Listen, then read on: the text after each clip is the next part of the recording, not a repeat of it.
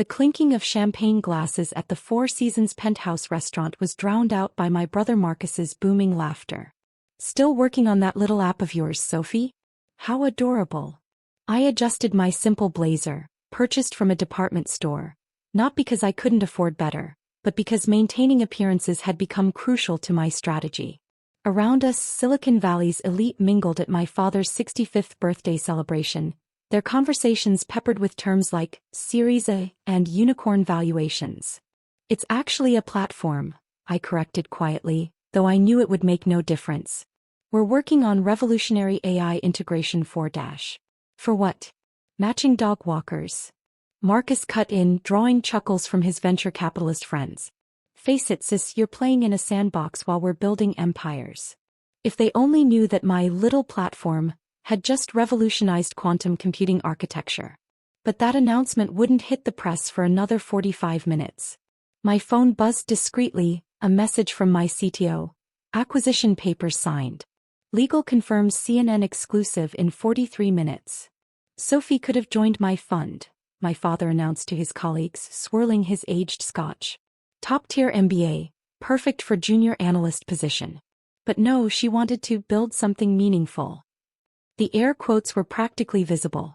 I thought about the bunker-like office where my team had spent 3 years developing what tech insiders were about to call the most significant breakthrough since the internet. All while my family thought I was running a failing startup from my garage. "Remember when she pitched us last year?" Marcus couldn't resist twisting the knife. "What was it called again?" "Quantum something." "Quantum Core Technologies," I supplied, watching another message flash on my phone. Google executives in panic mode. Microsoft CEO requesting emergency meeting. Right, Marcus laughed. "Dad, remember how she actually thought her quantum computing platform could compete with Google and IBM? What was the valuation you wanted?" $2 billion. I had actually valued it at $3 billion then. Today's acquisition would put it at $65 billion. Speaking of valuations, my stepmother Victoria chimed in, her designer dress probably worth more than what they thought I made in a year. "Isn't it time you got a real job, Sophie? Your father knows several excellent recruitment firms." My phone lit up again, Chinese investors trying to counterbid. Too late. "I'm doing fine," I said mildly, taking a sip of water while they all held crystal flutes of champagne. "We're making progress." "Progress?" Marcus snorted. "Your LinkedIn still shows you working from that shared office space in Mountain View. Meanwhile, my fund just closed a $100 million deal." That shared office space was actually a front. Our real headquarters, buried in an unmarked building in Palo Alto, housed 300 of the world's top quantum computing scientists and engineers. "The tech space is brutal," my father's friend Gerald, a prominent VC, said with fake sympathy. "No shame in admitting defeat, young lady. I'm sure Marcus could find you something suitable." My phone vibrated. Stock markets in Asia starting to react. Major movement in tech sectors. "Sophie just needs to accept that not everyone is cut out for the big leagues," Victoria added, patting my hand condescendingly. "There's nothing wrong with a nice, stable corporate job." I checked the time. 20 minutes until the announcement. 20 minutes until they learned that while they were mocking my little app, I'd built the company that was about to reshape global technology. "At least tell me you're not still working on that quantum nonsense," Marcus pressed. "Even Google's struggling with that. What makes you think your little startup could possibly dash?" He was interrupted by a commotion near the bar. Several tech executives were suddenly clustered around their phones, their faces showing disbelief. "Something about a major acquisition," someone murmured. "Biggest deal in tech history." My phone lit up with a final message. CNN breaking news alert scheduled in 3, 2, 1. The restaurant's multiple screens, meant to display birthday photos, suddenly flashed with breaking news banners. I stood slowly, straightening my bargain store blazer, and watched as my family's world began to tilt on its axis. Breaking news. Quantum Core Technologies acquires Google's quantum computing division in historic $65 billion deal. The Four Seasons screens blazed with headlines as champagne glasses froze midway to open mouths. Marcus's face drained of color as the ticker tape continued. Mysterious tech startup revolutionizes quantum computing, Google, IBM left behind. That's That's impossible, he stammered, his phone falling from suddenly limp fingers. Quantum Core is Sophie's garage project. Actually, I said, pulling out my company ID, Quantum Core occupies 6 underground levels beneath that shared office space you love mocking. We have 300 quantum physicists for supercomputing centers, and as of 3 minutes ago, Google's entire quantum division. The restaurant erupted in chaos. Tech executives who'd been ignoring me all evening suddenly crowded around my table, their phones buzzing with frantic messages from their boards of directors. But the funding. My father whispered, his birthday celebration forgotten. The resources needed came from our first breakthrough 2 years ago, I explained as CNN displayed Quantum Core's full portfolio. Remember that cute little algorithm I mentioned at Christmas? The one Marcus said wouldn't work? The NSA bought it for $2 billion. That was just the start. Victoria's perfectly manicured hand trembled as she reached for her phone, no doubt Googling my net worth. The shared workspace, your old car. Perfect cover, I nodded. While you were all focused on appearances, we were building something revolutionary.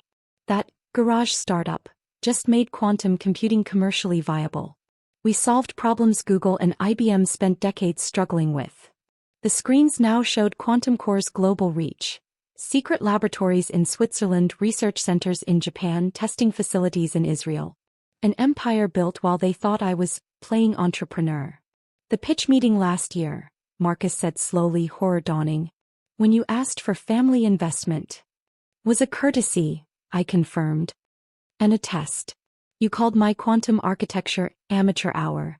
And offered me an entry-level position at your fund instead. The next day Microsoft offered us $8 billion for that same technology. We turned them down. My phone buzzed continuously, calls from tech CEOs, investment banks, government agencies. The same people who'd dismissed me hours ago were now desperately seeking my attention. Your old laptop, Gerald said weakly. The basic clothes. When you're building something revolutionary, I replied, flash attracts attention. Every time you mocked my cheap lifestyle, we were closing another billion-dollar deal. Every time Victoria suggested I'd dress for success, we were recruiting another quantum genius. The screens displayed more revelations. Quantum Core's patents, our breakthrough in quantum error correction, the practical applications that would transform everything from cryptography to drug discovery. The valuation you quoted, my father's voice cracked. $2 billion. Was deliberately low, I nodded. Today's deal puts Quantum Core's total value at roughly $90 billion. Google's quantum division is just the beginning. We're acquiring IBM's next week. My executive team began arriving, brilliant scientists and engineers who'd helped build this empire in secret. They looked amusingly out of place among the designer suits and cocktail dresses. Dr. Zhang, I greeted our lead physicist. How's the Shanghai expansion? Construction ahead of schedule, he reported. The Chinese government doubled their investment offer after today's announcement. Marcus sank into his chair as CNN displayed more details. Quantum Core's revolutionary breakthrough, our global expansion plans, the transformation we were about to unleash on the tech world. The recruitment firms you suggested, I said to Victoria, who hadn't touched her fresh champagne. They've been calling me weekly trying to place their candidates at Quantum Core. We're a bit selective though, only 2% acceptance rate, lower than Google in its prime. My phone lit up with another alert. The president wanted to discuss national security implications. The Joint Chiefs were requesting a briefing. The NSA director was on hold. Your little fund, I turned to Marcus, whose $100 million deal suddenly seemed quaint, might want to reconsider its tech investment strategy. Everything's about to change. Quantum computing isn't just for giants anymore. We've made it accessible, practical, revolutionary.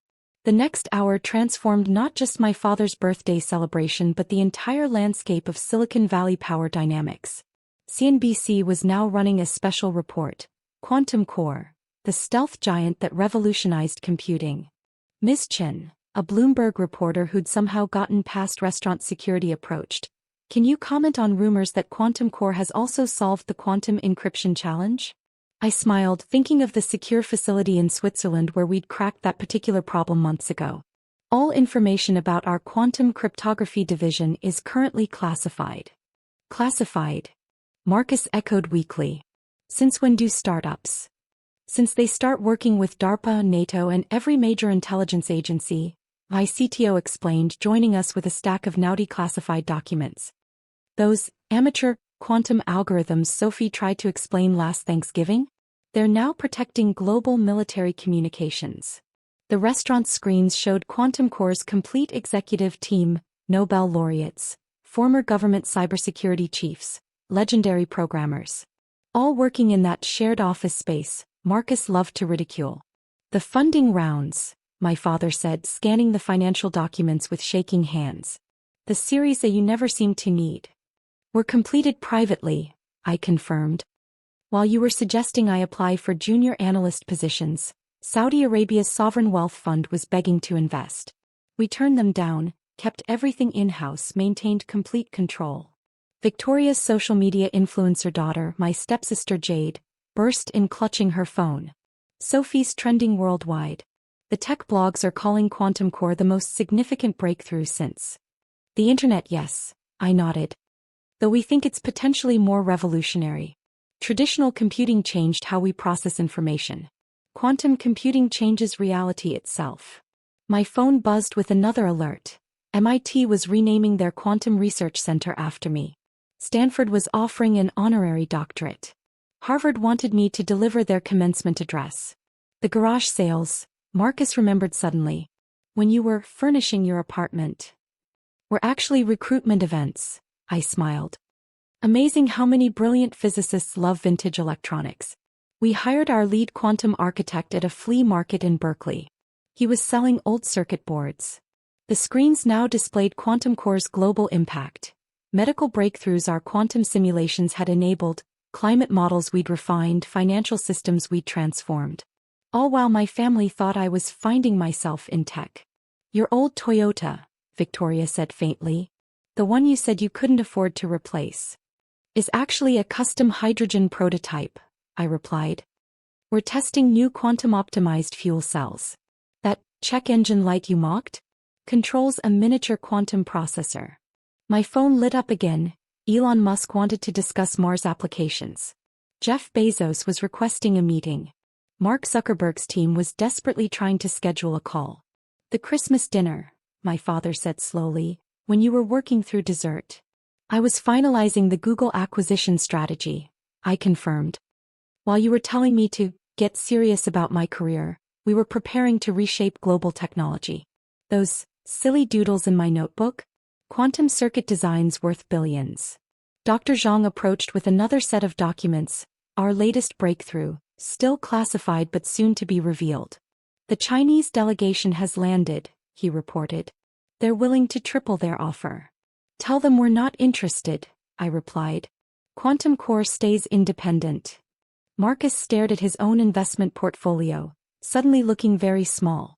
The startup pitch competitions you used to enter were market research, I nodded. Every time you called my ideas basic, we were identifying acquisition targets. Those amateur presentations, each one led to another billion-dollar patent.